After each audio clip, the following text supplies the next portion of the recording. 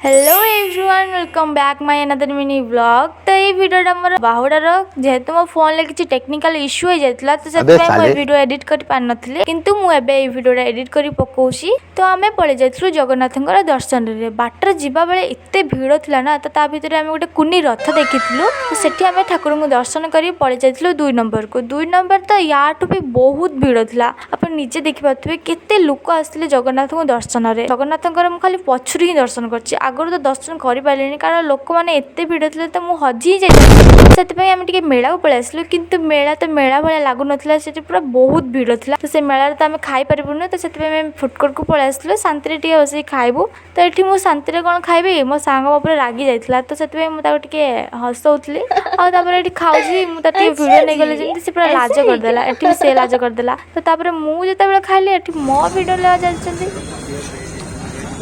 कांगाली खाईगला। तो एमती आम वीडियो करा कर मजा मस्ती कर रूम को पलि आसलु। तो आज ये देखा आउ एक ब्लॉग रे रहुछि। राधे राधे।